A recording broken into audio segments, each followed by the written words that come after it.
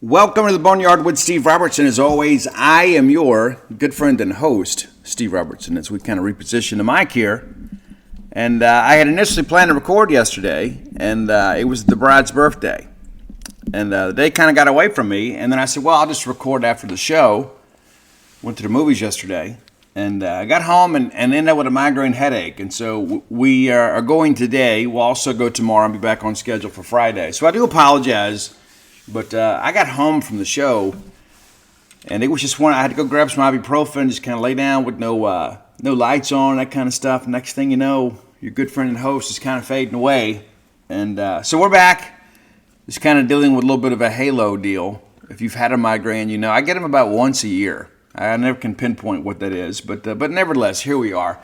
I did go see the Joker yesterday. That was part of the birthday celebration, and I loved the first Joker movie. Loved it. It's one of the best movies I've ever seen. The new Joker is good. It's not as good as the first one. And, of course, they've got Lady Gaga as part of this. And so it's basically, in some respects, a musical. And I enjoyed some of that, but it got a little bit of annoying. You know, it'd be some dramatic scene coming up, and we would break into song. And so it's a little different. It does bring kind of a conclusion to the Joker franchise, I suspect. But yeah, it's good. It was entertaining. It was worth seeing, but it's not as good as the first one. And it rarely is, right? I mean, when you think about these sequels, a lot of times it's like, hey, we made a ton of money. Let's go back to the well and see if we can't make some more. It's good business, right? But yeah, I enjoyed it. Enjoyed having a chance to spend time with the wife. I'm a firm believer in this, guys. You know, maybe you disagree, but I don't. I think you always make a big deal about her birthday, even when she says not to. Just that's my feeling when I see these young men get engaged and they share it on Facebook. There are a couple things that I tell them. Is tell her that you love her and she's beautiful every single day, without fail, and make a big deal about her birthday. Even when she says not to. Now, I didn't go crazy, you know.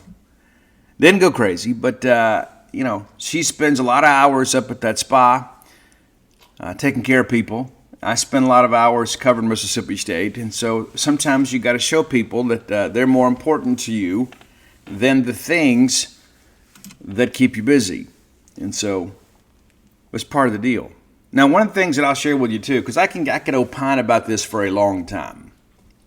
And I think there are some dangerous things that get put out, you know, on social media. And I don't mean the misinformation. I guess in some respects this kind of qualifies as misinformation. But take it from your good friend and host. There are a lot of people out there. Of course, I deal with a lot of people in recovery. And I can tell you that most people, I would say the overwhelming majority of people, put their best foot forward on social media. And there are so many people out there that represent a standard of living that is fantastical. I mean, and you see it in movies and TV shows and things like that. I mean, it's like they show you that all these people with very limited education and who are fatally flawed in many respects are living some incredible life that is unsustainable. Right? And it's unattainable for many people. It's the whole comparison thing, right? You start comparing your life to something you see in TVs and movies or what somebody else promotes on social media, and you start feeling worse about your own existence. It's like, well, I work hard and I do all this stuff. Why don't I have these things? Well, they don't either. Very few of them do. Right? It's kind of like that. I saw an interview recently with Chris Cornell, and if you know anything about me, you know what a huge Chris Cornell fan I remain to be, even though he is no longer with us. But he made mention, you know, it's like, hey, you look back in the 80s and you see like a Whitesnake video, and you see all these handsome people that are incredibly talented, and, you know, they're driving these exotic sports cars and, you know, living on the beach in Malibu, California, and for a while they were, right? And I think a lot of people just looked at that and said, there's just no way I can do that. Whether I be a musician or whatever, I just can't do that. And so I think in many respects, The grunge movement, in many respects, was kind of the anti-hero thing, right? It's like, well, these guys look like me. They sound like me, and many of them, I joke with some of my friends that are Nirvana fans. I said one of the unique things about Nirvana is the songs are never played the same way twice. It's true. If you ever see that live footage, you know exactly what I'm talking about. But that's the beauty of it all. But my advice to you today, my beloved listener, is to live your life and not live it in a comparison way. Don't look at everybody else and say, hey, because I can tell you that some of the people that I know that put together such a polished and well-packaged social media, dressed up accounting of their life are not truly living that life. There are a lot of people out there, and some of which you know, and many of which you love, that are dealing with some very difficult things. And we don't always advertise our pain and our suffering on social media, nor should we. But I think in many respects, when we're not fully honest with each other, it kind of paints a picture that perhaps we're living a life that is above our means and above our station, and in many respects, maybe above our standing in life. And I don't mean from a financial standpoint. I mean from a spiritual and fundamental standpoint. It's important to understand that, because sometimes we're comparing ourselves to an ideal that is non-existent. And so live your life. Work as hard as you possibly can. Be the best you can possibly be. And the good Lord will bless your labor. And the thing that I have learned, and we'll stop preaching here in a second. The thing that I have learned about that aspect of it is that great things happen to me when I work hard. But God is not going to give me less than I deserve or less than I need. And in addition to that, too, He's not going to give me more than I can handle. Because I have been a person that sometimes in my life, when I've been extremely successful, that, I kind of forget, right? What it's like to struggle. And kind of went through that yesterday. Be at Dana's birthday. I mean, the first birthday that she spent with me was she turned 22. And we got engaged at a surprise birthday party the first time that we were together on October 7th. And so I didn't have anything. I mean, all I had to offer her was my love. Started waiting tables. And sometimes I was so broke I had to walk to work. Just down the street. I lived on West Pine Street there in Hattiesburg and worked at Austin's on Broadway. And I'd walk to work and was grateful to come home, $60-70 in my pocket after a day's work. I remember if we ever hit 100, our rent at the time was $295 a month. That was our rent. And if I could come home on a Saturday with $100 in my pocket, I feel like I had really done well. And now I look around, we own a couple businesses, and, I don't think I'm any happier in that respect. You know what I'm saying? It's like I don't think happiness is kind of quantified by that. I mean, I believe the David Lee Roth adage that says, money can't buy happiness, but sometimes it can pay off unhappiness for a while. And there's some truth in that. But everywhere I've been in my life, and I believe it was William Shakespeare that wrote, "Wherefore I am, I shall be content." That's kind of the way I look at things. And I don't covet what other people have. I mean, there's some opportunities out there, maybe some awards and things like that I'd love to have.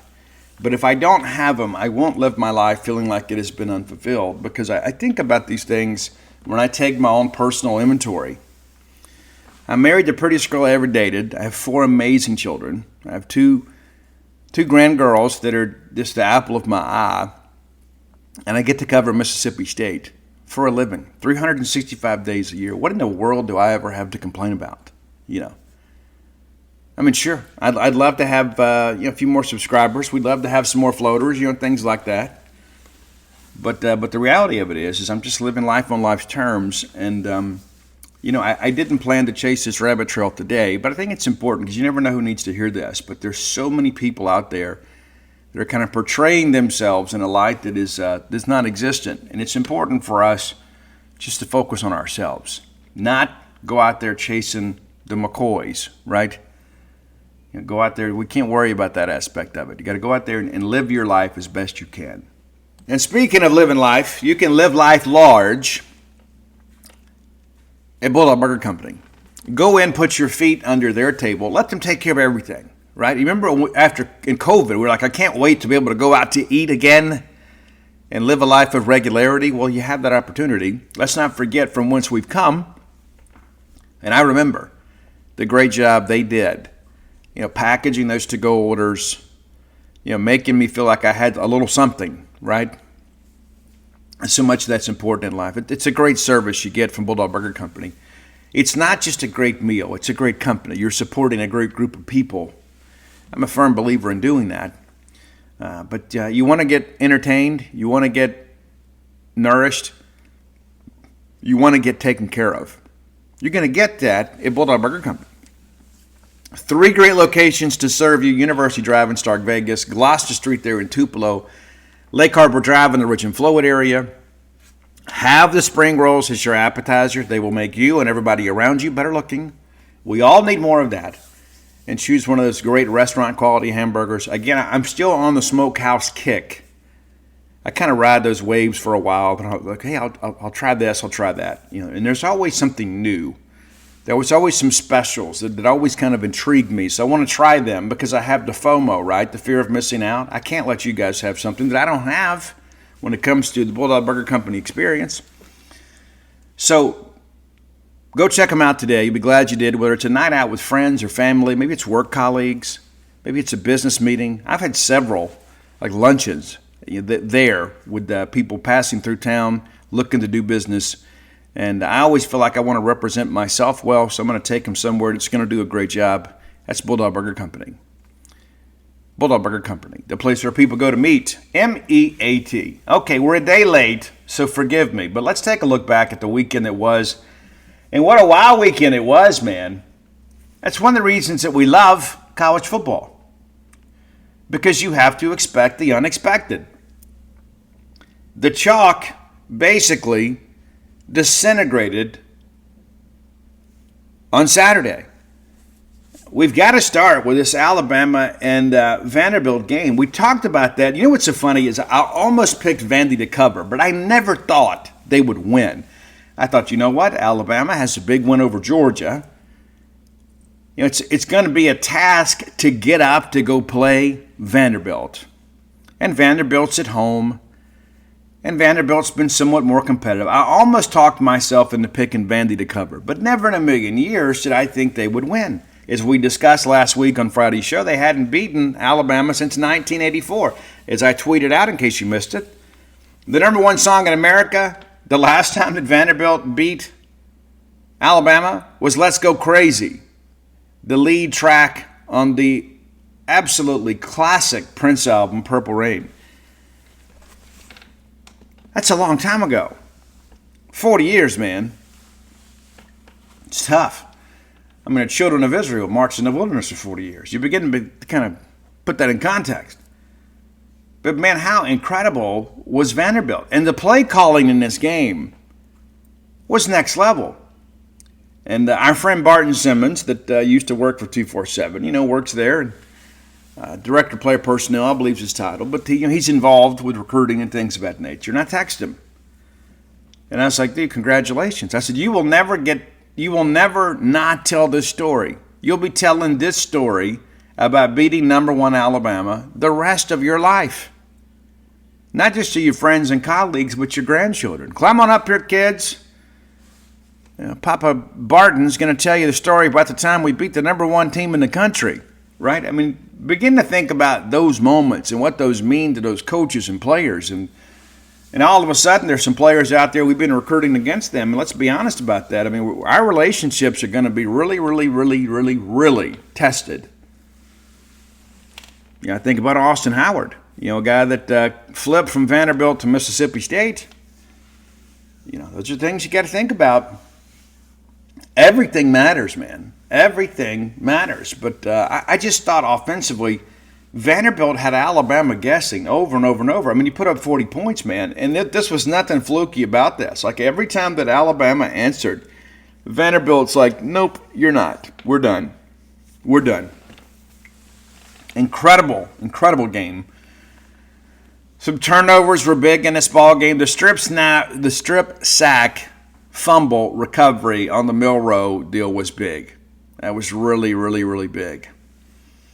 But congratulations to Vanderbilt. Now 3-2 as we approach the halfway point in the year. And now you start looking at this thing and you start wondering to yourself, we thought Vanderbilt might win 2 or 3 games this year. Now you start asking yourself, when you look at the progress that these guys have made, is this a group that can get bowl eligible? I don't know. And we'll talk about some of this tomorrow, but we'll preview the weekend, on Friday. But they got to head to Lexington this weekend. Not going to sneak up on them. But, is that a winnable game? With Kentucky, I never know from one week to the next how Kentucky's going to play. Well, then you get Ball State in Nashville.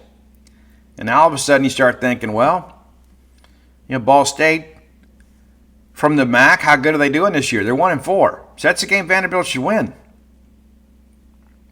Then you got to go to Auburn. Now, that's something earlier in the year we never even thought about. That could be a big game. Guys, that could be a big game for both of them. Then you host South Carolina. You're at LSU. And you got I skipped over Texas. And so the answer to the question in my mind, as we sit here today, and of course, the same guy that picked Alabama to beat Vanderbilt and cover, no, I don't think they're going to get bowl eligible. I think they may get 2. And maybe you get that 5 and 7 exemption because Vanderbilt will always be where they need to be from an academic standpoint. But yeah, let's not get crazy with it. Again, you look at this and it's like, maybe. I think in order to do it, they've probably got to find a way to knock off Kentucky. If they do, they keep the dream alive. Then all of a sudden it's like, hey, then you get Ball State coming in. Now you've won 3 in a row. You get to host Texas. You're not going to beat them. But then you start thinking, could you get Auburn or South Carolina? And I know we have some people that are affiliated and listen to Auburn football, and they love all that stuff. And they're thinking, is that become a toss-up game for us? Well, yes, it has. And let's talk. We'll get to that shortly. But let's talk about this crazy night in Fayetteville, Arkansas. I thought Arkansas would play this game close. I really did. I didn't think Arkansas would win. It's, again, you're in Fayetteville, and you got some people up there kind of starting to believe a little bit. And you had Tennessee coming in. And Tennessee offensively has been elite, and Arkansas really gave them trouble.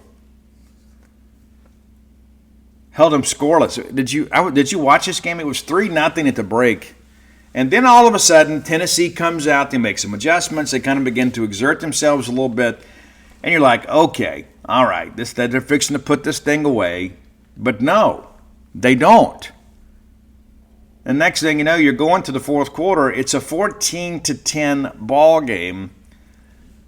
And if you're Tennessee too, I don't care who you are, there's some frustration within your own huddle, whether you believe it or not. It's like, man, we just want to get out of here. And you kind of stop playing football. And you start playing the opponent a little bit. And it's like there's a home crowd there that's starting to feel it. It's like, hey, we just need a play. And then they get a play. And Arkansas outscores them 9-0 in the fourth quarter. And if you had told me Tennessee would only score 14 points on the road in Fayetteville, Arkansas, I don't know that I would have believed it. It'll be interesting to see what's going on with Green. It was a bit, I don't know that it was malicious, but, man, that was a questionable play.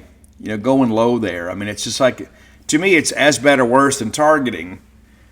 And what I mean by that is, if you get a concussion, sometimes you're back the next week. You get a torn MCL or a torn meniscus, you're not back for a bit. And listen, I get it's football. I understand it. But, man, that play seemed to be a little questionable. And you got to wonder, when you got a quarterback like Green, how does that impact him kind of moving forward? Sampson, 22 carries, 138 yards, and both touchdowns for Tennessee. If I had told you going into the ball game that Tennessee would not throw a touchdown pass in this ball game, you'd say, Steve, you'd probably lose. Well, they did. They did. Auburn and Georgia. I tell you, when I look at this Auburn team, and obviously Hugh Freeze and I have some history, but I'm just so curious to what has happened here. And I remember the comment, some things he said in press conferences that people have kind of clipped and that kind of stuff and made a big deal about. The one that sticks with me is the one when Freeze said it, we're ahead of where I expected to be. Yeah, I just don't know if I buy that. It's kind of like we can't wait to tell our story. I think those are probably things you don't need to say when you're losing. It's where we're ahead of where I expected to be at this point. I just don't. I think that's disingenuous. I just simply don't believe that. Now, let's look at kind of what's happened here. Against Power 5 opponents this year, Auburn's 0-4, including the 31-13 loss at Georgia. And remember last year, Auburn should have beat Georgia. They should have. They didn't. And this year, I just don't think Auburn, even though they're better at wide receiver, I don't know that you've got the athletes to match up with that Georgia defense, which is still elite. But, you get the open date here, and you start looking at, where are the sure wins left on this schedule? Well, last week we'd have said Vanderbilt and UO Monroe. Well, that gets you to 4. But I'm starting to look at this and really beginning to wonder, is Auburn going to be bowl eligible this year?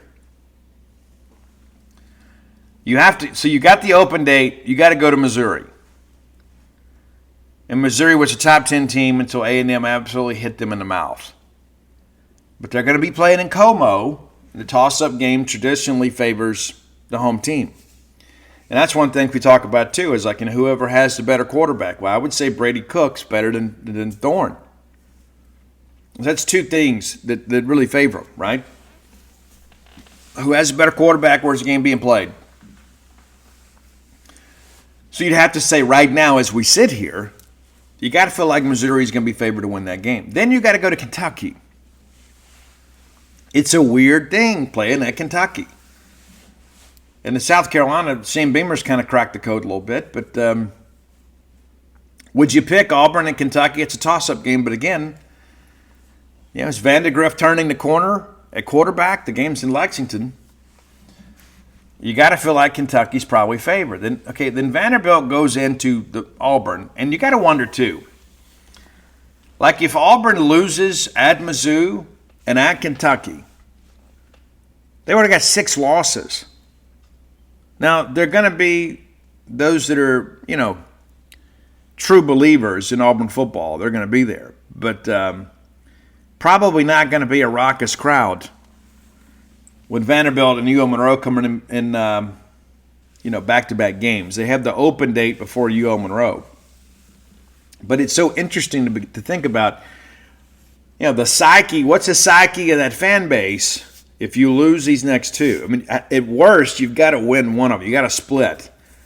But that still makes you 3-5 with 4 to play. And one of those 4 is Alabama.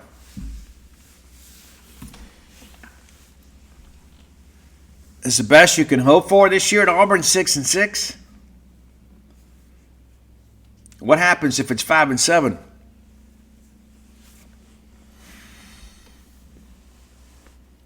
There were so many people that said, we got to get Hugh Freeze, we got to get Hugh Freeze back in the SEC. And, one of the things that I go back to, and it's not necessarily just about like Ole Miss or whatever, but, now that the NIL is legal, it makes me wonder, how are certain schools viewed and received on the recruiting trail? Because there's a little psychology behind that too. It's like, if they'll cheat to get me, then maybe that's where I should go. all of a sudden it makes me feel special. Well, now if people don't have to cheat to get you, it's kind of a level playing field. And maybe you hadn't considered that. It's something that I've thought about before,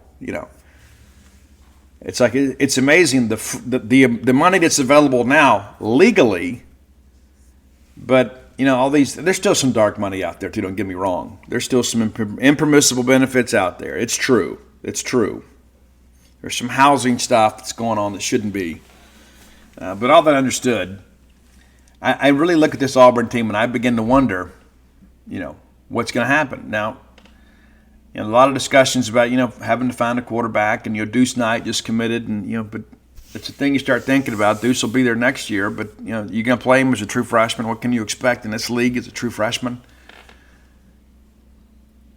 You start thinking about next year. Cohen may have a decision to make out there. It's true. But Georgia wins 31-13, and Carson Beck, very efficient for Georgia, 23 of 29 for 240 yards. They don't play a lot of vertical passing game like they did. But Beck, to me, is very talented, but he's really kind of more of a game manager in that respect. So he's going to make the smart play. But, we'll be headed there, and we'll talk more about Georgia tomorrow. But we'll be headed there this weekend. The Missouri and A&M game, I thought A&M would win. I never thought that Mizzou would get embarrassed the way they did. Guys, this game was over at halftime. It was 24-0 at the break, and I remember watching them walk off the field. I'm thinking, Missouri is done.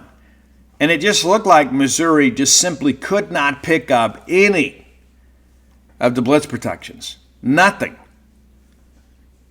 And, man, they ran the football so well. Moss goes 12 for 138 and 3 touchdowns. You talk about getting it done there. And you look at Connor Wegman, made some big throws on possession downs. 18 of 22, 276, no touchdowns. But impressive, efficient showing for Wegman. And we weren't entirely sure he was going to play. And maybe that was part of the difference in the ballgame. So they prepare, kind of like we did. We prepared for Max Johnson last year, which was so incredibly stupid when we knew, we had reason to believe, more than reason enough to understand that Max Johnson wasn't going to play. And we prepare for Max Johnson because we're stubborn and we think we know more than everybody else, at least we did last year. And we go out there and they put Marcel on the field, and we had no clue how to stop him because we had spent the entire week practicing for Max Johnson. That's factual. That's not speculative. It's factual. We got embarrassed. Man, that being the best thing for us. Well, Missouri gets embarrassed too, and maybe that's part of the equation too. Is you got two quarterbacks to prepare for, but Moss kind of quietly having a really big year for A&M. And now you look up A&M's 5-1.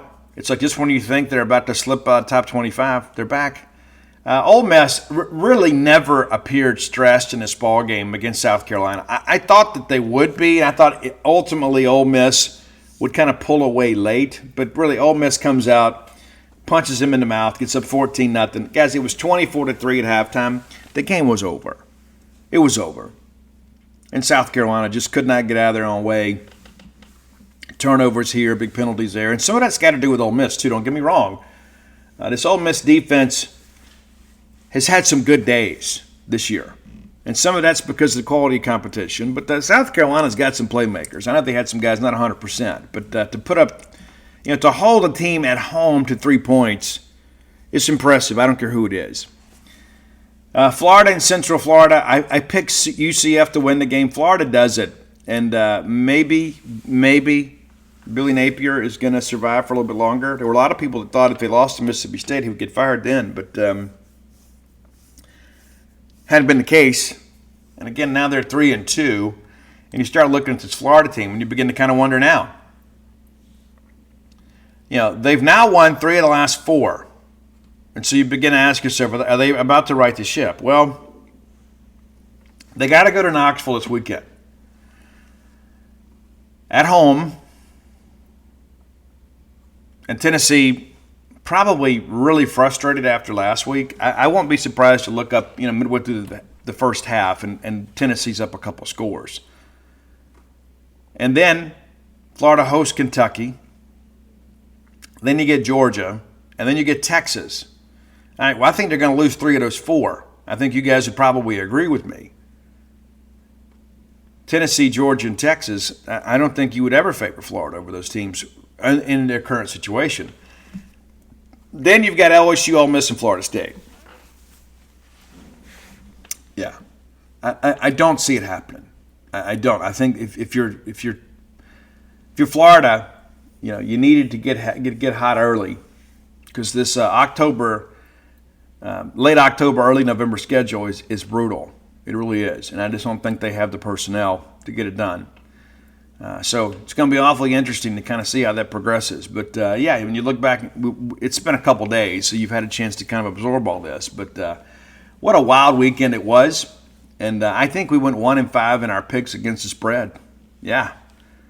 But we go right back into it this week. And, that's the thing, too, is like I don't even care about that aspect of it, right? It's just like I love, especially with us having an open date, I love to see chaos in college football when we're not a part of it. And I'm sure you guys kind of feel the same way. I like the unexpected to happen when the bad stuff's not happening to us. And Kirby Smart said on Saturday night it's going to continue to happen, because the parity in the league is so much better than it was. And the teams are a lot more even than they have been.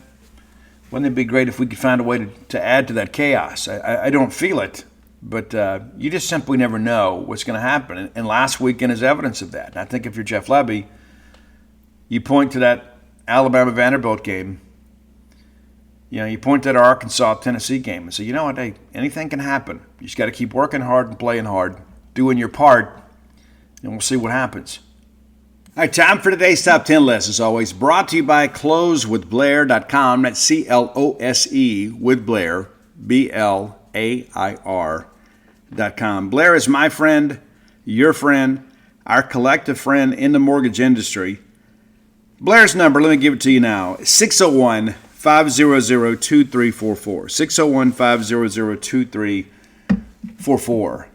Now, Blair, 23 years of experience in the mortgage industry, top 1% close ratio in the country, back-to-back-to-back years. Impressive, right? Because he knows how to structure a loan that's more likely to get approved. Get that pre-qualification letter. Go ahead and let him work your numbers up. And he say, hey, we have pre-qualified this buyer for a home that, I don't know, it's $200,000, whatever. And that way, when you're out shopping and viewing homes, you're not shopping above your means. Last thing you want to do is get into a home that you can, struggle to afford. It's important. Put some roots down somewhere. And maybe life is throwing you a reset, right? Maybe you've got a job transfer, maybe a relationship change. I don't know your needs, but Blair Chandler can handle you with dignity and professionalism and get you to the closing table when so many others can't. Whether you're looking to refinance, whether you're looking for a game day condo, or your first home ever, Blair Chandler is the way to go. That's closewithblair.com. He has closed several loans for Boneyard listeners. Please reach out and kind of let him know what's going on with you. All right, we had a request, and I was a little bit surprised we haven't done this. This gentleman, an iconic member of the R&B/soul community. Very, very sad story in some respects, too. We're talking Otis Redding today. And the thing about Otis Redding that is important to understand, he was an incredibly young guy when he passed away. Maybe you've not done your research, but you hear him sing. And Otis Redding was an old soul. He had a nickname as the King of Soul. And of course, that moniker is assigned to James Brown. But Otis Redding, born in Dawson, Georgia, died in a plane crash at age 26. It's pretty crazy. And even you look at the pictures of him, he looked like a very mature guy. And he sang about some very mature topics. He had lived a lot. And he was a guy, too, that was born to sharecroppers there in Georgia, didn't have a lot of financial resources, began to sing for money at a very young age, went out and sang backup with Little Richard, was involved in a lot of stuff. Booker T and the MGs, the connections to some of the greatest performers of that era. And so we had a request. It's like, hey, they gave us two options. And I checked with Roy, and I says, I believe we've done this band. I don't think we've done Otis Redding. We have not. But sadly, he died December 10th, 1967, and the plane crashed into a lake. It did not explode on impact, and many of the passengers in the plane drowned. And he was out touring with the Barkays, and it's so incredibly tragic when you look back if you haven't done your research here. But so we're going to run through this. We've got one cover in here, and what's interesting, he was with the Stax recording label, and so there were a lot of covers in the Otis Redding catalog and some things that he wrote, original tracks that have been covered by other people and went on to be incredible hits in the catalogs of others. We're going to start with number 10, Nobody's Fault But Mine. Great track. It's a relationship thing. A lot of it's kind of self-reflective in that respect. It's not the Aerosmith version, but it's not that track. Number 9, the last track on the last album that he recorded prior to his death. It's Old Man Trouble. And you can kind of draw your own conclusions there, He was a guy that kind of creeped a little bit. Number 8, Mr. Pitiful. And at some point, we've all felt that way, no matter your gender or relationship choices in life. At some point, we've all been, been heartbroken and kind of gotten down in the dumps, and including your good friend and host, man. I mean, that's part of life, And I'm a firm believer it's better to have loved and lost than never to have loved at all. I mean, you've heard that adage your whole life, but love is the most amazing thing. To have somebody choose you and continue to choose you, right? And it's interesting too. We talk about this social media stuff, and there's a lot of reels out there, a lot of relationship advice out there. If you're searching for that, and sometimes even if you're not, it'll cross your timeline, But I read something recently that makes a lot of sense to me, and it's like it's kind of like an old pair of shoes, right? You've got a relationship, it's carrying you where you need to be, and at times those old shoes get a little bit worn, get a little bit dusty, or whatever, and all of a sudden you see on social media a brand new pair of shoes, and you're like, hey, I'd rather have those than what I have. And sometimes men, women, people of all walks of life, sometimes when you go out and maybe clean up that old pair of shoes that have been so reliable for you over the years, is to move. All of a sudden you get them cleaned up and get a little polish on them, all of a sudden they look a little bit nicer. The grass isn't always green on the other side. You hear that adage all the time. And of course, the water's greener where you water it. There's some truth in that too, So much of that too, like people, and they want to compare their current relationship to the ideal of another relationship, right? And it's so different too, because we talk about the social media aspect of things. It's like when you've been married for a long time, or you settle into a relationship.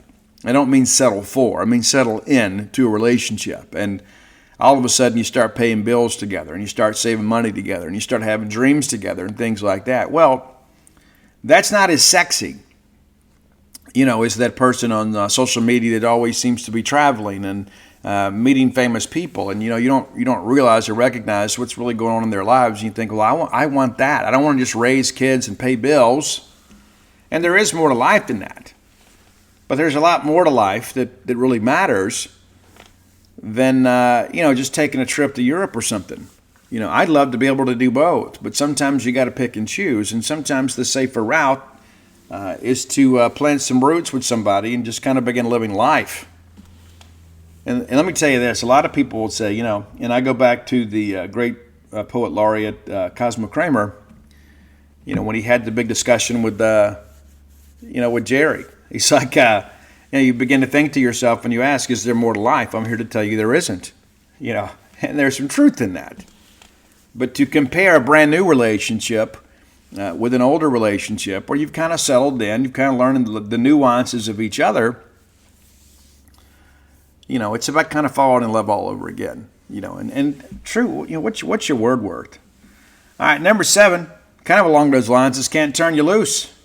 There's been some people that have come in and out of our lives, and you think they're with you, right? They leave, an indelible mark on our hearts and our souls, and it's like, this is one that got away or whatever. And there are other people like, no matter what I do, no matter what comes along, I'm going to dance with the one that sprung me. Great track there. Number 6, I've Been Loving You Too Long. And it's not a negative song, right? It's not, hey, I've been loving you so long, I'm done. The next line in the song is, I've been loving you too long to stop loving you now. It becomes a part of who you are. It's true. Number 5, it's a cover song that's, I guess Frank Sinatra had covered had written this. Maybe it was Frank Sinatra. Bing Crosby had covered it. But it's Try a Little Tenderness. And I think the Otis Redding version is the superior version of this song. A lot of people have covered this song. But it's great. Try a Little Tenderness. That's your number 5 track today. Number 4, and you're going to get into some songs now that you know really well. Number 4, the Black Crowes made this song famous. A great track on the Shake Your Moneymaker album. It was an Otis Redding standard. It's Hard to Handle. And if you listen to the original, it sounds eerily reminiscent, of that Black Crowes song, but they kind of took it and kind of made it their own in some respects. They were true to the original, but it's a little bit different. But Hard to Handle. Maybe you didn't know that was an Otis Redding song. Number 3, here's another one, and a lot of people don't know this, and I've touched on this when we've done our cover song list. A lot of people think that Respect from Aretha Franklin is an original song. It is not. That song was written and performed originally by Otis Redding. And if you go back and look at it, it kind of makes sense that it's from the male point of view, considering the time. But there's no denying that Aretha Franklin did an amazing job on that song. It's just not an original song. I'm not being critical of her doing the song. She made it much bigger than it was, right? But that was an Otis Redding song. Number 2, and many of you, probably the first time you heard this is when you watched the movie Roadhouse. And it's when Dalton brings the good doctor to his humble abode there, ironically, on Otis's farm. And he's looking through there trying to find some music to listen to, and he settles on the Otis Redding classic, These Arms of Mine. And again, maybe the first time you've ever heard that track, it's amazing. I love it. But number 1, and it couldn't be anything else, it's Dock of the Bay. What's interesting about this song is how does a guy from Georgia speak so intelligently about the Bay? Well, he'd gone out and he was touring in California. He was part of the Monterey Music Peace Festival in June of 67. I guess that's correct. June of 67. That was the Summer of Love. But they were putting him up in a hotel, and all these fans kept coming by there, and he got no peace. And so he ends up staying on a houseboat. And so he sits out there, and he just kind of pens the song. I sit here and watch the boats roll out, and then I watch them roll in again. That's what he wrote that. The bones of that song floating on a houseboat out there in the bay outside of San Francisco. And he recorded all that about a week before he died. And, kind of some Southern soul, spent a lot of time in Memphis. But what's ironic, too, is, he had gone to Europe and he had covered some Stone stuff. And, Steve Cropper, of course, was a guitar player that was involved with him. And, Steve, of course, had worked with Booker T and those guys. And so, Bulldog fans, if you know me, I like a free meal. I like a promo code. I like a great deal. I like to save money whenever I can. But here's the thing. I'm not going to go parade over a bed of hot coals with a pair of gasoline-soaked boxer shorts on to get a deal. It's got to be easy for me, right? And so when Mint Mobile said, hey, we'd love to partner with you guys and give wireless service for just $15 a month, I said, there's no way that's going to work, right? You got to purchase a 3-month plan. I said, you know what? It didn't make any sense to me. It turns out it's really that easy to get wireless service for $15 a month. The longest part of the process is probably going to be the time you spend on hold canceling your other provider. To get started, go to mintmobile.com/boneyard. There you'll see that right now, all 3-month plans are just $15 a month, including the unlimited plan. How cool is that?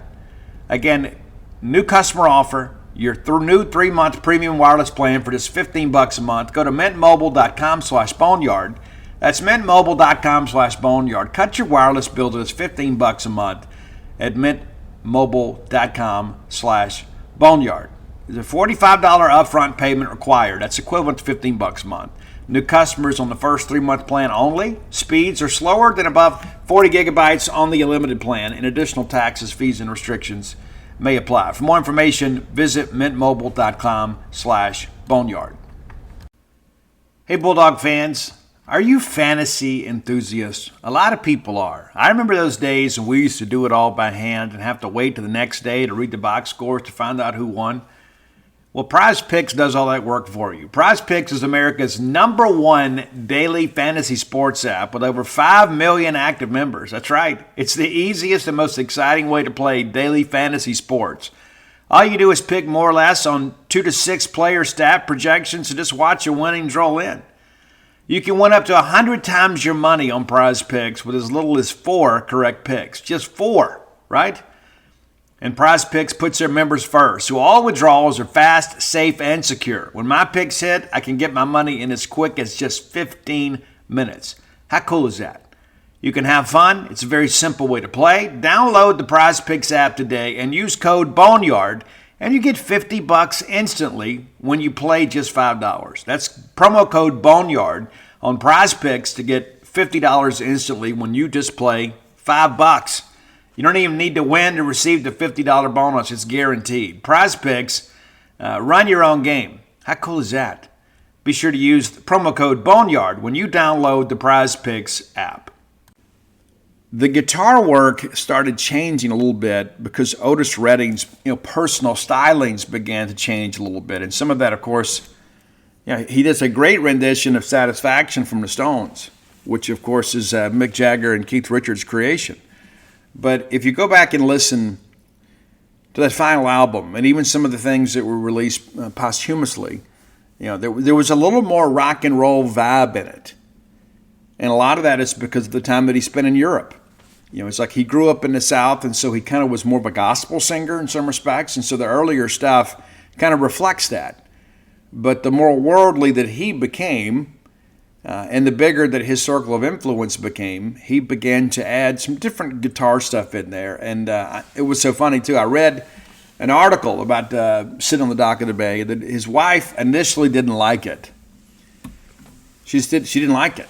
She didn't like the composition of the song, didn't think it fit him. And ironically, it becomes the biggest hit ever. And it's the first song to ever go #1 in posthumous release, the album as well.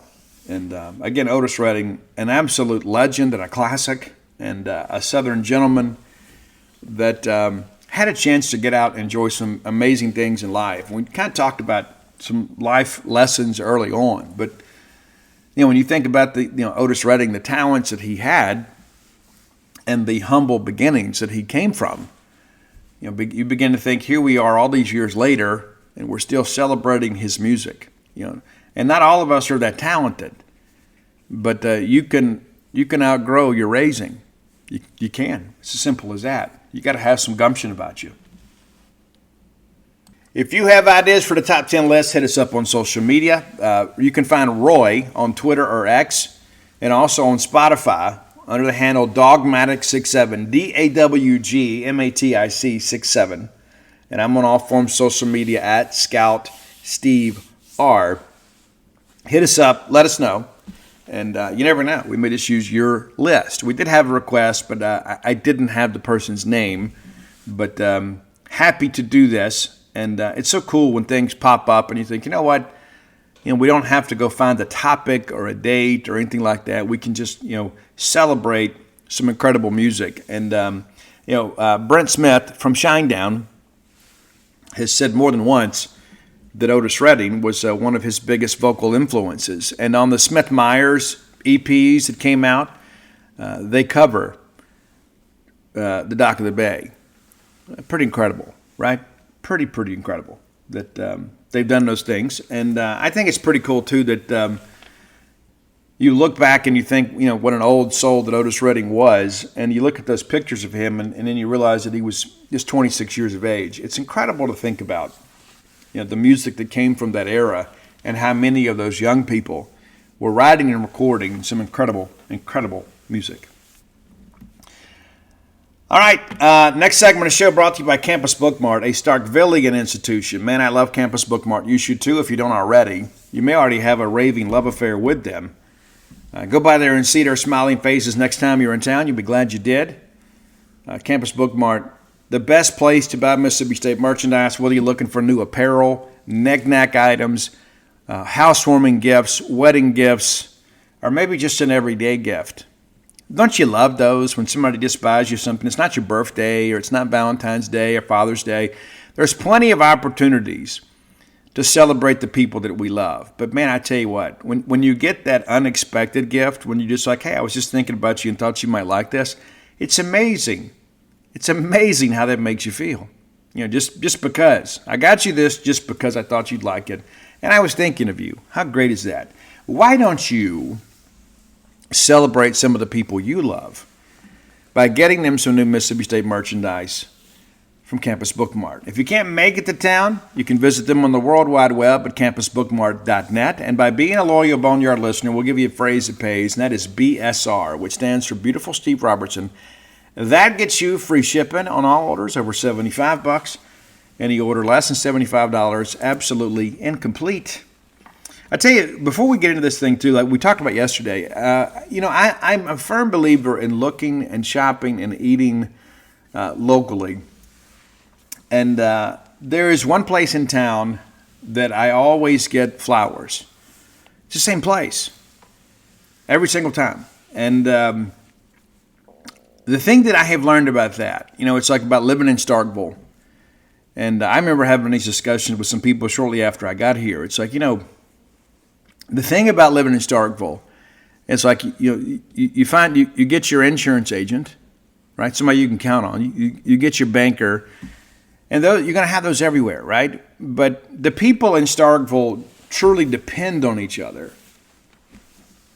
And I don't mean, we get some game day visitors and things of that nature, but, it's just like, hey, so people hit me up all the time. It's like, hey, Steve, we've got, my nephew is in school at State. Can you recommend a mechanic locally? We've got a tire issue. Where should I get tires? Well, I can tell you the people that I have come to depend on in Starkville. And every time that I have a high school classmate, of course, Dan and I got started a little younger than most. But I'll see, hey, they're dropping their kid off at Starkville at Mississippi State, and I can see the fear in their eyes. They're excited, but they're worried, right? And I always hit them up and say, hey, Uncle Steve is here, okay? And so if anything goes wrong, if they need anything, where to get a tire fix, where to get an oil change, anything like that, you hit me up, I'll let you know.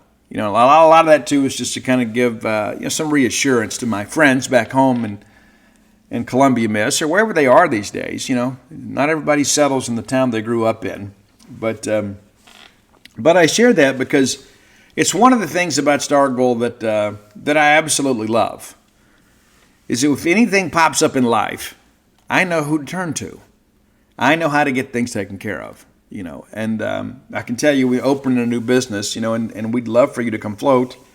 And it's not just for us, it's for you, right? Of course, we would love your support. But, we had the little fall festival thing over the weekend. Dana went and attended that and talked to a lot of people. We gave a few floats away. And But it's so amazing to me when a lot of people say, well, it's not what I expected it to be. I didn't expect to feel this way. I didn't expect to feel this good or this relaxed or this, this at peace. And, we've got some people that have had chronic pain, that come twice a week. We got one guy that he got injured in Vietnam. And he's had several surgeries. And he goes, this is the only thing that I found to give me some temporary relief. It's a pretty cool thing. And so we hope that people will learn to depend on us and come float with us. Whether you're in town for business or whatever, we can accommodate you. 662-268-7601. But I share that because we're so proud to be part of the small business infrastructure in Starkville. I have people all the time that will come in and say, hey, where's there to eat? And I'll start naming our place. I've never heard of that. And I said, well, it's because we don't really support the national chains. We support each other. And there's some special qualities in all of that. You know what I'm saying? I mean, it's like when you think about your favorite places in Starkville, chances are it's owned and operated by another Mississippi State person. It may be somebody you went to college with. But how many times have we talked about, hey, yeah, we could stop at any number of places on our way into Starkville and buy some Mississippi State merchandise. But we don't, because we want to take care of Starkville. That's an important aspect of it. That's one of the things I always tell people. Please don't go to Amazon or eBay to buy Mississippi State stuff. Buy your Mississippi State stuff here at Mississippi State, in our community. And there's just something special about that too, I have so many people that say they love giving back, to Starkville. That's an important aspect of things for me. I love living here. I do. I absolutely love, not just because it's convenient for work. The people here are just outstanding. Absolutely outstanding. And so, maybe you're looking to relocate at some point or retire, I don't want too many of you to come because I don't want to have to wait for a table, But it's an amazing place. I mean, it truly is. And not just on game day. There's just so much that happens, Monday through Friday when you guys aren't around that makes Starkville a very special place. We're not a perfect place by any stretch. We're not.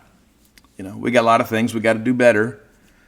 But there is a spirit of community here that I don't know that I've ever experienced in my lifetime, no matter where I've lived. There's just a spirit of community. And I think that's one of the things that makes Mississippi State so special is because of where it's located and kind of the values of the people that live here.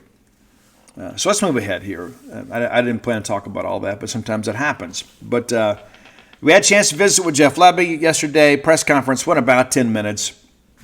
Of course, we didn't have a game to recap. And I don't like doing that on Monday anyway, other than his review of the tape. I think if you want to talk to Coach about the games that took place on Saturday, then go to the games on Saturday. And then you can speak to him Saturday after the game. Of course, there's always some review, right? Coach, now that you've had a chance to watch the tape, how did things go? I mean, and you're not going to get a great answer, but it's one of those things you have to ask about. It's because of the fact you never know, something may pop up that because we don't know assignments, right? There's some that we don't know play calls, and that's one of the things that I always see people that get a little bent out of shape. Like, I didn't like our play call there. A lot of times you don't know exactly what the play was, and maybe a guy didn't execute there. One of the things that we did talk about was injuries a little bit, and I get the sense from asking Coach about that is he is just going to rely on this SEC availability report. There's not going to be the big Monday injury report that some other teams do. I think everybody's kind of skewing towards that. And as I shared last week, I think Ole Miss is probably putting the most detailed availability report out there. And so what happens kind of moving forward? Does everybody kind of do it the way they do it, or they kind of do it the way everybody else does? But I can respect it. But one of the things that I ask coaches, how optimistic are you about getting some guys back on the field? These would be a couple of guys we hope to get back this week, but as we release the injury report on Wednesday night, some more things will come to light. We do expect Isaac Smith to play this week, and I was told he could have played last week or 2 weeks ago. He did travel, and he did go through workouts, but he did not play. We do expect to have him back in 2 weeks, and again, there was some family social media postings shortly after he got injured because people were concerned, right? And his mom had went to social media and said, hey, yeah, he's fine. We're just going to go through a couple tests, make sure that everything's good. But I have seen Isaac around town multiple times here. Saw him at the soccer game Friday night, him and his dog, walking around talking to fans. And it was so great. We had so many of our student athletes and coaches from other sports that turned out to support soccer. But yeah, Isaac's moving around good. Went to eat the other day, saw him. He's out moving around. And, we'll see about, KBG, Jay, Kedrick Bengway Jones. We're going to need some help stopping this Georgia running game. And so we'll see what happens there. But, again, we'll be watching that really closely. There'll be the initial report. Of course, there's also on Wednesday, there is the SEC teleconference. And then there is the Dog Talk show. So there'll be 2 opportunities to hear from Jeff Lebby on Wednesday. And, again, they will update that report throughout the week. And, again, I've become a fan of it. I wasn't sure, I think you just kind of prepare. I mean, how many times as kids and we go play the ball game, everybody was a game-time decision, right, unless there was a broken bone or something. But, things have changed a little bit. But Lebby did speak about we're optimistic about getting a couple guys back. And maybe that's me paraphrasing kind of his words there. But I think it is pretty safe to say that we're going to be in much better shape than we were at Texas because we've had the benefit of the open date. And that's one of the things that Coach kind of asked about too, is, now that you've gotten through there, how do you feel, And Coach says we needed it from a health standpoint, but just to refocus and recalibrate and get the guys a little bit of a break that was needed and get us back in the building with great energy and thankful for the opportunity and grateful for what we have ahead of us. We have a challenge on Saturday, but our guys are excited about it. And why wouldn't they be? Right? You get a chance to play college athletics, but also in addition to that too, I think in many respects, the loss at Texas, I think in many respects it's like if we just hold the rope here, we've got a chance, right? We got a chance to do something here. And maybe not so much this year, but after seeing what happened over the weekend, I think there is some room for optimism that we're going to win some more games this year. And not necessarily not picking State to go to Athens and win. We've only done that a handful of times. But, my point in all of that is I think the open date comes at a good time too. And the players see that. They're thinking, hey, we could do that too. On the other side of the ledger, Kirby Smart, I hate to use the phrase that he kind of called out the fans, but he kind of called out the fans. And he clarified a little bit on Monday, but he didn't back down from it. He said, I said what I said, and I stand by what I said. On Saturday, he felt like, when Auburn was kind of making a little bit of a run in that game, that he felt like the fans just really weren't engaged. And he goes, we have to make this a difficult place to play. It used to be. And he says, on Monday, he goes, it was a reporter, and I'm going to see if I can find the actual question. Hang on just 1 second. And I'm kind of paraphrasing here, but it was basically, it was like, does the crowd need to cheer more, or does your team need to give them more to cheer about, right? And that sounds like it's straight off a message board, straight off of Twitter. And I thought Kirby handled it well, and Kirby, you could tell he was a little bit perturbed. And he's like, no, we're a team, okay? It's not us against them. And that's kind of how it came off, right? And maybe the question wasn't phrased as well as it should have been. But the reality of it is that there needs to be an esprit de corps, not just at Georgia, but certainly at Starkville. We all got to pull in the same direction. I remember in the days after Coach Leach died, we had everybody in the country kind of reaching out to all of us and saying, hey, our thoughts and prayers are with you all. And I felt in some respects that we were united. And then, we ultimately elect to promote Zach Arnett. And even those that were kind of critical of the move, I said, well, you know what? We got to make the best of this. I don't know all the thinking behind this, but hey, I hope he works out well. And there were a lot of people, too, some very animated discussions like, you know what? Our only choice is to kind of get behind him. And it didn't work out. It didn't work out. And I really thought, to be honest with you, I thought as intelligent as Zach is, I thought, you know what, hey, he's got a chance. He's going to be a head coach at some point.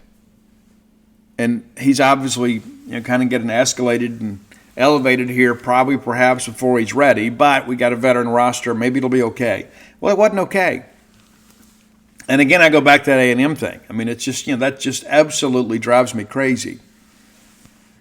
And I had even shared some information with the staff. I was like, hey, Max Johnson's not playing. And apparently they knew more than us. So they spent the entire week expecting. And Zach even said, I expect Max Johnson to be out there. Said it publicly. And so, discretion's a better part of valor, and sometimes being willing to listen is a better part of confidence, right? You got to be confident enough to accept outside information at times. But the reality of it is this, this whole thing this year, we're not making a coaching change, period. And so what are our alternatives, right? Well, I think we unite behind the banner that has unified us for years, and that is the pennant of the Mississippi State Bulldogs. And I can't promise you it's going to be a great second half of the year. When you start looking at these things, let's just kind of say it for what it is. As well as we played, everybody that we've got left on our schedule, with rare exceptions, playing better football than us. Not to say that we can't pick somebody off, have a good weekend, and kind of rally around Michael Van Buren, but these games aren't played on paper. Just like last weekend's games weren't played on paper. Something great could happen. I remember, way back in 2009, feels like yesterday and forever at the same time, how much better we felt down the stretch. And ultimately we beat Ole Miss. Cost them a shot at the Capital One Bowl. And we had a lot of momentum heading into the next year. My hope is we can do something similar this year. Find a way to have some measure of success. You get through this stretch with Georgia. And you got A&M coming here. And again, A&M's playing good football. A&M's 5-1. Are they a team that's capable of doing some great things this year? I don't know that I agree with that. Is that a winnable game for us? I'd felt a whole lot better about it if we didn't have Texas and Georgia back-to-back. At least we had the open date between them. But I wouldn't say that's a certain loss. Arkansas coming in here the next week. I wouldn't say that's a certain loss. Especially when you look at the quarterback situation. What's it going to look like by then? We talked about that early in the year. When you run him as much as they do, UMass coming in here.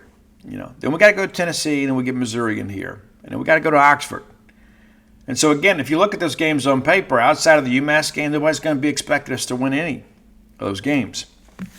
That's a tough thing because we put so much emotional energy in this. We love Mississippi State. We want Mississippi State to play well.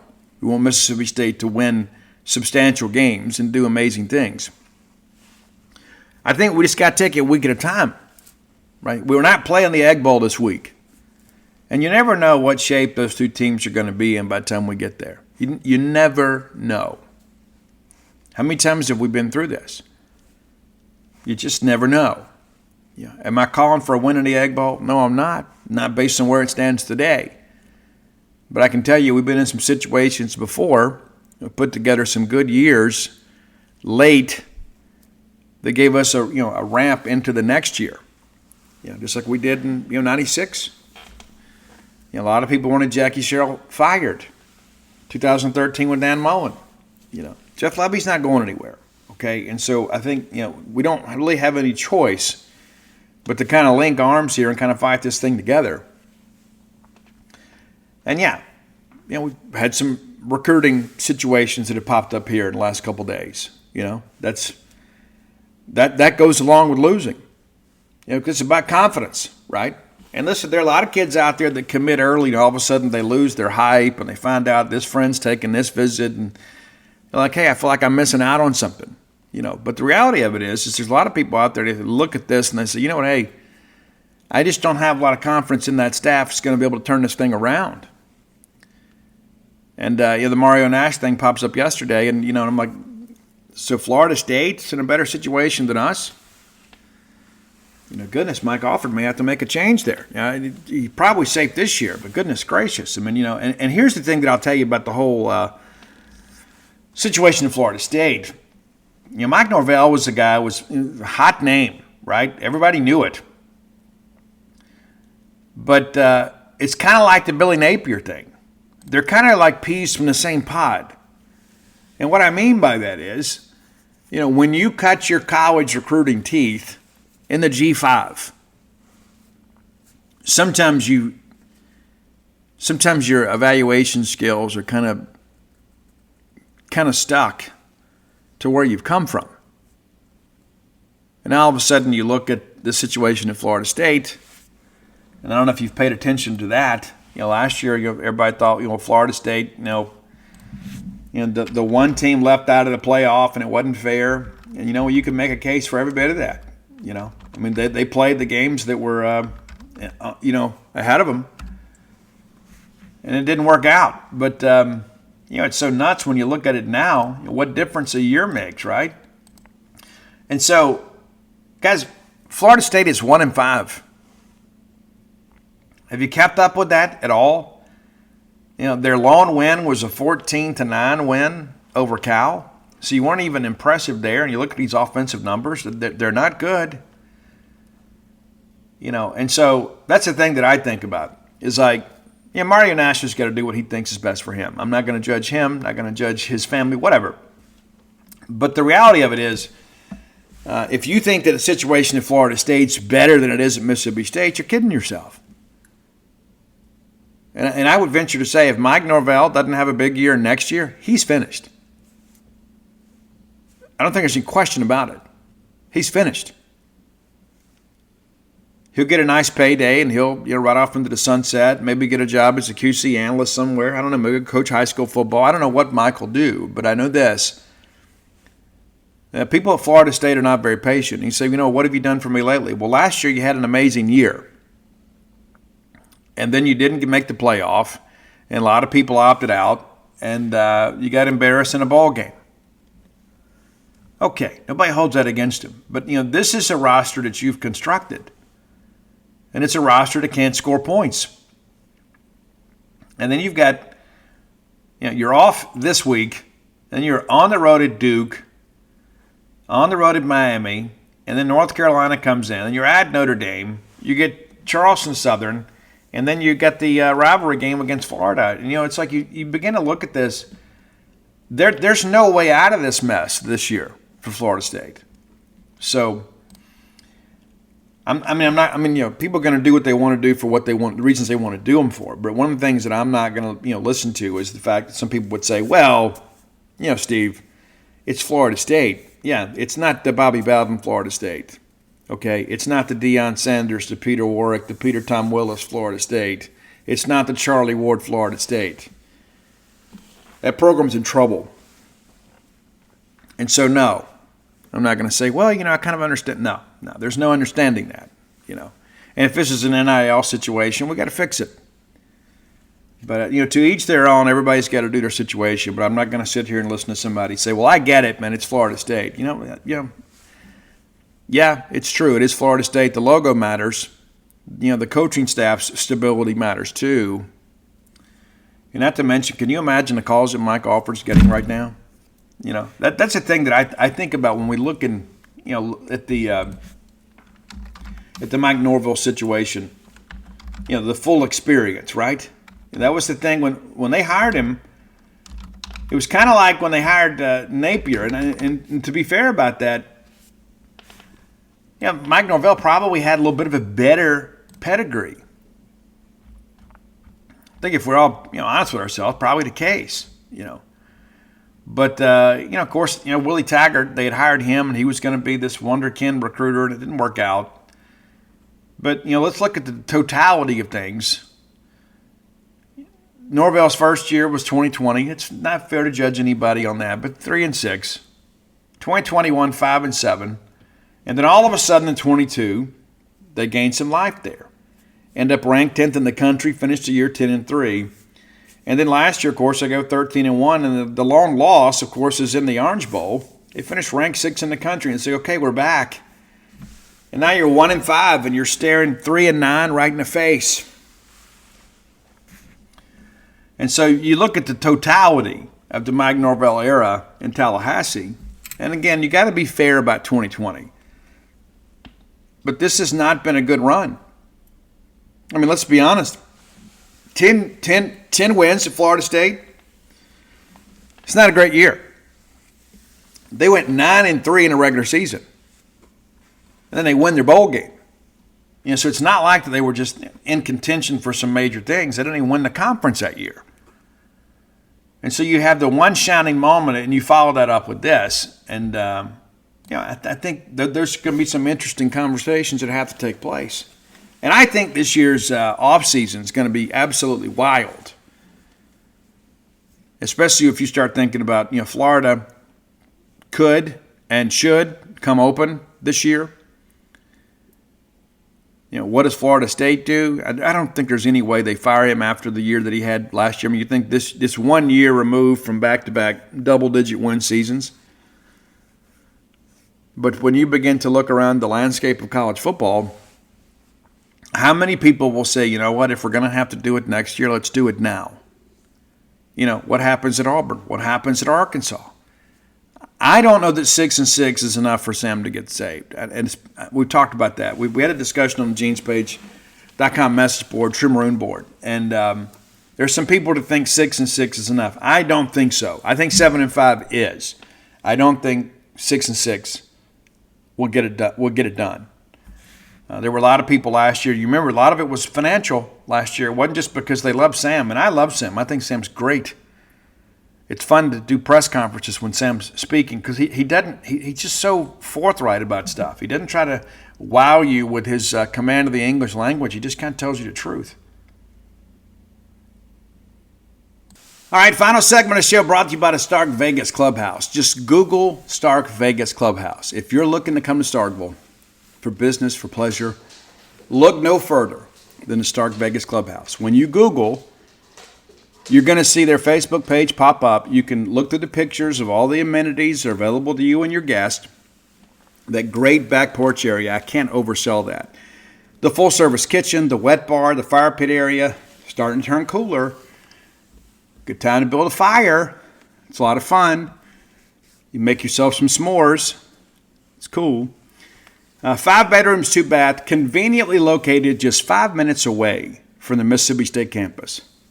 How great is that? You can do your tailgating right there and not have to drag all your stuff to campus and then drag it back and deal with all the traffic and the barricades and things like that. You can just have a great game day experience. Or maybe you're bringing a work group to town. And maybe you're going to be kind of filtered throughout the Golden Triangle area. It's a great place to stay. You won't have to worry where Bob is, right? I love the place. Some friends of mine used it a while back. Got a chance to go visit with them. Pretty impressive. It is. Now, when you Google Stark Vegas Clubhouse, some booking options are going to be available to you. You can go Airbnb or VRBO if that's your thing. But if you book through the Evolve website, I can save you some money. Book through the Evolve website and use promo code BSR10. That's Beautiful Steve Robertson 10, the number 10, and you get 10% off your stay. I'm a firm believer in promo codes. If it's free, it's me, right? Anytime that I can save some money, I work hard for my money. I don't want to give it away, so we're going to give you some incentive to book through Evolve. 10% off, right? The Stark Vegas Clubhouse, the best place to stay in the Golden Triangle area. Okay, we're still working through these baseball scrimmages, and there are some position battles that I think you guys should be aware of. I think at catcher, that's an interesting part of it. What's going to happen at catcher? Ross Highfield, of course, still working back, and he's in good shape. They're going to be careful with him this fall, and they have been. I think Ross is a guy that I still believe is a day 2 draft pick. And I think that he is going to be a real dude for us this year. I mean, just imagine if we'd had him last year. His freshman year, he hit almost 10 bombs, right? And so you start thinking about adding him to the lineup. Be pretty impressive. Now, Jackson Owen's been really good offensively. Defensively, pretty good behind the plate. Controlling the running game, maybe not quite so much. Joe Powell, of course, very reliable guy, probably your number 2. And so I feel like we've got some capable guys there. Ross, I think, is the better offensive player. Of course, it's hard to, it's hard to sneeze at what Jackson Owen's done in fall ball at the plate. Got to find a way to get him in there somehow too. But we have some depth, and that's something we didn't have last year. I mean, how many times last year did we have a guy kind of struggle a little bit? We couldn't afford to sit him because we just didn't have the depth. We got depth this year. So the catcher position, again, still something that we'll kind of work through. But I think, again, it's Ross's job to lose when you look at the true potential. But he hadn't done a whole lot this fall. And we'll see what he looks like, we get back after the break. I feel pretty confident that Ace Reese is going to be your third baseman. I think he has been everything we've expected and then some. Dylan Cupp, not playing defensively and not running out his hits, but on Sunday he was 3 for 3 with 2 doubles and a single, a couple of ribbies too. Sawyer Reeves doing a good job over there too. It's going to be interesting to see how this middle infield spot stack up. I think the battle for second base is one of the more intriguing spots. Ethan Pulliam is a guy, of course, that's still working with football, working some with baseball. So he hadn't been out there maybe as much and maybe getting the at-bats some other guys have. Nate Chester's worked some over there. And in addition to that, Gatlin Sanders, the transfer, has been really, really good as of late. He was 2 for 2 with a walk on Sunday and had a double yesterday, another big day yesterday. This is a guy too, a Bulldog legacy, as you guys are well aware. And so I think those middle infield spots, how many times last year did we not have middle infielders that we could work on? I mean, Dave Mershon, of course, we were at our best when Dylan Cupp and Dave Mershon were the middle infielders. And then Cupp gets hurt. Mershon goes over to short. And then we try a few people. Pulliam ends up getting the job. Amani Larry goes to DH. We probably our best lineup when Amani was DHing. This year it's much different. Lucas Buckner, of course, has come in and done some really good things for a freshman. I'm impressed. And he was a guy that I wasn't expecting a lot from. But you have some depth pieces in the middle infield that didn't exist last year. I mean, last year basically you had, down the stretch, you had 3 guys to work with. You had Amani, you had Pulliam, and you had Dave Mershon. You did not have anybody beyond that. You're going to have that this year. First base, Hunter Hines and Reed Stallman, both those guys have done some big things. Pretty excited about what they can bring to the table. And Stallman's also worked out there and left, and that's going to be interesting too. I think right now, the only outfield spot that I would say is probably settled is Nolan Stevens and right. And he's going to pitch some too. Who's going to play left? Aaron Downs has played some out there. Reed Stallman's played some out there. And Stallman's a guy that can run around a little bit, but he's not maybe a natural outfielder. And if you've got a guy like that, left field is where you'd probably put him. Bryce Chance has been, he and Aaron Downs have kind of been competing out there in center. Michael O'Brien too. And Mike, of course, had a bit of a tweak here recently, just kind of getting back to action. And Michael O'Brien is arguably our best defensive outfielder at all 3 spots. And so you saw sometimes last year he would be inserted into the game late as a defensive replacement and, nearly robbed a home run last year in a ball game that was huge for us. But, those are some things that will kind of get settled out here. But my honest opinion is what I suspect that we're going to do is we're going to be a team that prioritizes offense. I think we're going to find our best 9 offensive players, and we're going to find a place for them to play. And you start thinking about, left-handed power. We didn't have a lot of that last year outside of Hunter Hines. Of course, you had, Hyzak good from the right side, and then you had, some other guys that we were expecting some big things from. But outside of DJ and Hunter, we kind of went as they went. I think there's just simply more depth in this order. And I had a scout tell me recently that Ace Reese is probably a day 2 guy right now. But he's still 2 years away from being draft eligible. Yeah, so think about that for a second, And Ace is a guy that's been really, really consistent. I think Sawyer Reeves has looked good too. But I think the main thing is we're going to be able to score some runs. So now the question becomes how do we solidify this pitching staff? Now, we have pieces, and I think we've got some young pieces that are very intriguing. Charlie Foster continues to do really, really well. Is he a Sunday guy for us, or is he a Tuesday guy for us? I guess we'll see as we get a little bit closer. I'm concerned a little bit about his size. Now he'll look a little bit different by the time February gets here. And but how many times have we seen these freshman guys come in and they kind of hit the wall late? I mean, we saw it with Jackson Fristow. We saw it with some others. But he's a guy that can help us. Duke Stone doesn't get a lot of notoriety, but every time he goes out there, the guy throws strikes. I think we had this discussion earlier. We didn't expect to get Carson Ligon back. He turned down some money to come back. Pico is back. Now, on Sunday, Pico struggled a little bit with control in the first inning. And in the second inning, he was great. That's one thing that people bring up. But, Steve, are you worried about pitching? No, I'm not worried about pitching. But in addition to that, I'll tell you why. Like Pico didn't have a great first inning, but didn't give up a hit. Second inning, he was outstanding. Well, in a regular game, he's going to ride for probably 3 to 4 more innings. But in a fall ball scrimmage, no, we're not going to go more than 2 innings with him. We're going to pull him, and we're going to let some other guys pitch because we got to find out who we can trust. It's not about winning a fall ball scrimmage.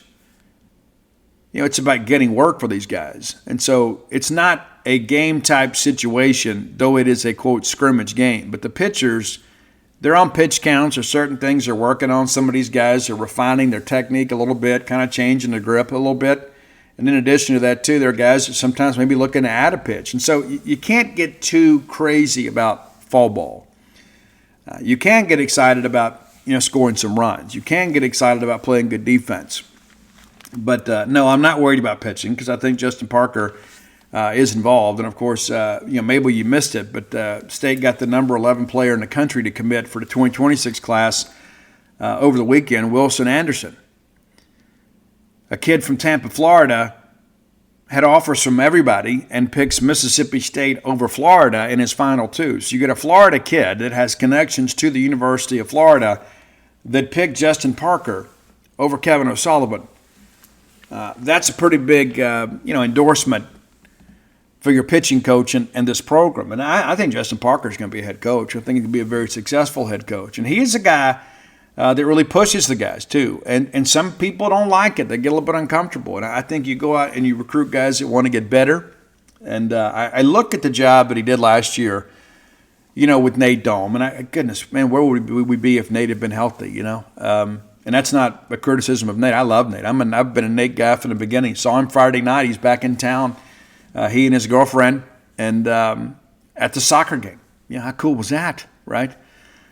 But you look at what we did with Cal Steven.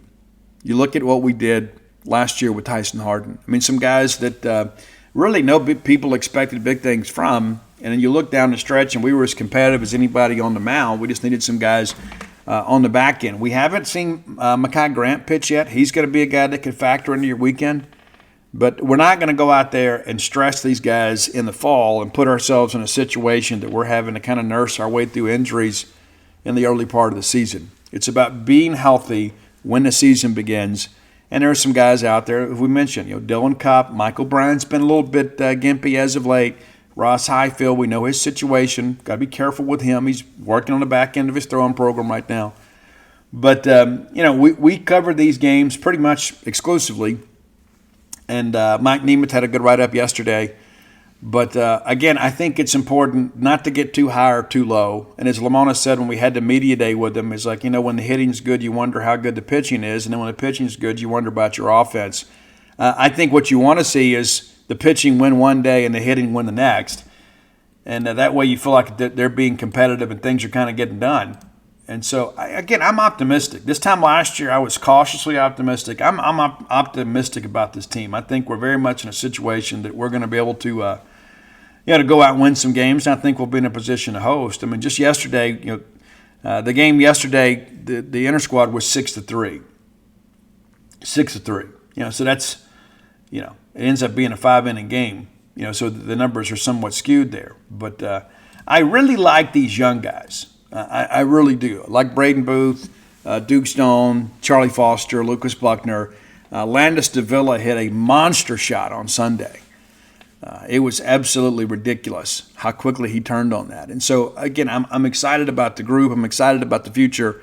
I think it's going to be a really good year. But it's going to go like everybody else. It's going to go as far as our pitching will take us. But it's so interesting, too. A lot of people are like, we're the only people in this situation. No, we're not. Outside of Texas A&M, just about everybody is kind of figuring this thing out just as we are. I mean, you look at Arkansas. They lose their entire rotation. Maybe you've forgotten about that, right? Hagen Smith, Brady Tigert, Mason Molina, all those guys are gone. And so everybody in baseball right now in the Southeastern Conference, with the exception of Texas A&M, is kind of figuring this thing out. LSU loses a lot pitching-wise, but they're getting some guys back from injury. And so if you're a fan of the game, you kind of understand this is how things are going to be year to year to year. And who can get their portal guys up to speed and contributing is a team that's going to win and win big. And so, I think we've had a good portal class. And again, there's a lot of people out there that don't know anything about the players that go in the portal until they go in the portal. And they go dig up their stats and say, hey, this guy's great. And then when you dig a little bit deeper, you begin to realize that, they did most of their damage against non-conference opponents. And they weren't even great in their league. And so there's an aspect of that, too. Not all production is created equal. So, hey, let's get out of here. If you hadn't done so, go to dutynoblebook.com. We're about a week away from those books being shipped to the warehouse, and then they'll be distributed out to everybody that's already ordered. And, of course, everything ordered through the website is signed. All of my sports titles are there, and When the Bottom Falls is there, too. So if you're a person that likes to read a good comeback story, or you're a person that has struggled with substance abuse, or know somebody that has, or somebody that's in recovery that could use some encouragement, I encourage you to pick that book up, too. That's dutynoblebook.com. Let's get out of here. But until next time, let's all live our lives in a way we make more friends than enemies, and people can see a difference in the way we live.